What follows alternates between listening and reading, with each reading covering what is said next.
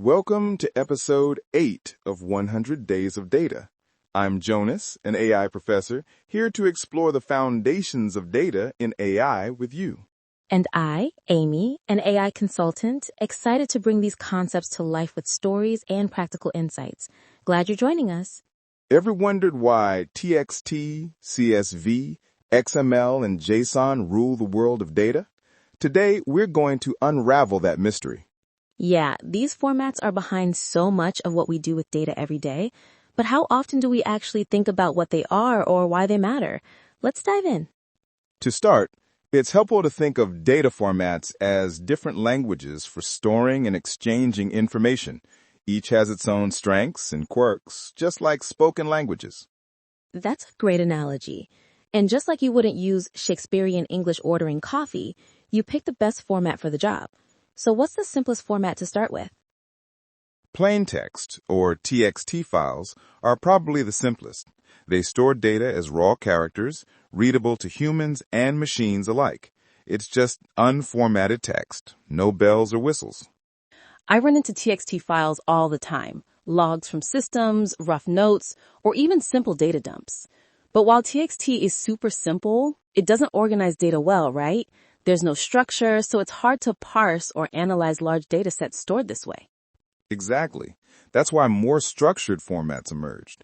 Enter CSV, which stands for comma-separated values.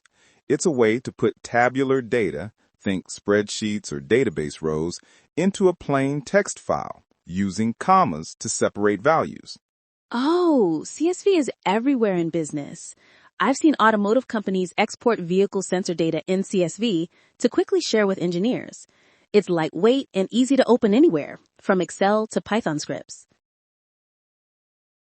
Plus, CSV is remarkably straightforward.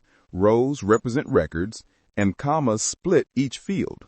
But as simple as it is, CSV has limitations. It doesn't handle nested or hierarchical data well. For example, if you want to store a customer order that contains multiple items, CSV struggles. Right, because CSV flattens everything into rows and columns. In retail, where orders often have multiple line items, CSV can get messy or require multiple linked files. That's where newer formats like XML and JSON come in. XML, or Extensible Markup Language, appeared in the late 1990s, designed to store and transport data with a flexible, hierarchical structure. It uses tags like _order and _item to define elements and nest information. I remember working with XML in healthcare projects. It was the standard for exchanging clinical documents. Its strict tags made it easy to validate data, which is huge when you're dealing with sensitive info like patient records. Indeed, XML's strength is in its ability to represent complex data hierarchies and schemas. However, it's quite verbose, making XML files larger and sometimes slower to parse. That verbosity can be a pain. I've seen companies waste storage and bandwidth just because XML files are bloated. Plus, XML syntax can be intimidating for non-technical folks who need to audit data. To address some of those concerns, JSON, or JavaScript Object Notation, gained popularity since the early 2000s. JSON is concise, readable, and easy to parse. It represents data as key value pairs and arrays, making it ideal for structured and hierarchical data. JSON has been a game changer in tech. Most APIs won't send data in JSON format. When I built an AI-powered recommendation engine for a retailer, we used JSON to move product and user data around. Its simplicity helped speed up development and integration. JSON files look similar to how you might describe data in natural language.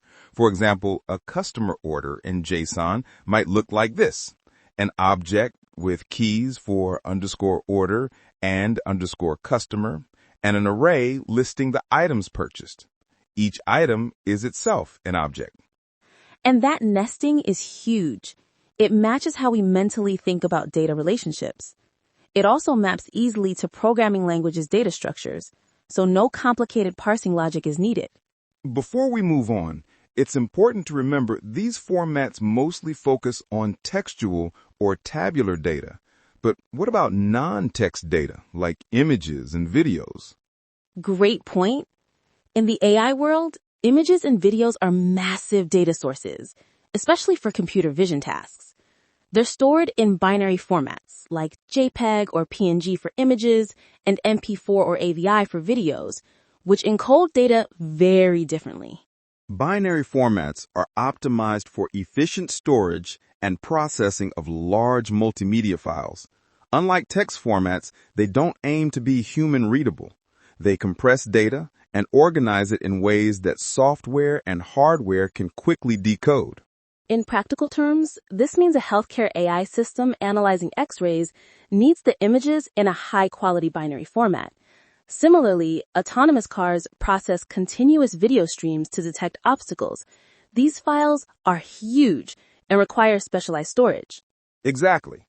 And while the image or video data itself is in a binary format, the associated metadata about those files, like timestamp, resolution, or patient info, is often stored separately in text-based formats, like XML or JSON.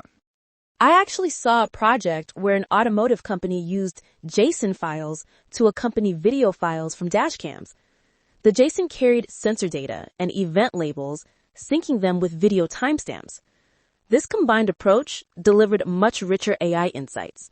That's a great example of combining formats thoughtfully. Understanding their strengths and limitations helps us design better data pipelines. Speaking of pipelines, I find that many companies struggle with the format mismatch problem. They get data from CSV from one system, JSON from another, images and videos from sensors, and suddenly integration gets complicated. That's true. Converting between formats is often more than a technical headache. It impacts data quality and timely access to insights. From my consulting experience, investing early in choosing the right data formats or using flexible ones like JSON can save time down the road. It also future-proofs the system as AI models evolve. So to summarize, TXT is plain text and great for simplicity. CSV adds structure for tables. XML is detailed and hierarchical but verbose. JSON is lightweight and flexible, perfect for most modern use cases. And binary formats serve for images and videos. And in the real world, it's usually a blend. Think of formats like tools in a toolbox, each designed for specific types of data and tasks. Knowing when and why to use each makes all the difference in effective AI projects. Key takeaway for our listeners: data formats are the unsung backbone of AI and data workflows. They shape how we store, share, and understand data, and choosing the right one is critical. Absolutely. From my side, I'd say don't overlook data formats as a purely technical detail. They influence speed, scalability, and even the success of your AI initiatives. Next episode, we'll explore metadata, the data about data, which ties closely to what we discussed today and is vital for organizing and finding information efficiently. If you're enjoying this, please like or rate us 5 stars in your podcast app. We'd love to hear your questions or comments about data formats, which might even feature in future episodes. Until tomorrow, stay curious, stay data-driven.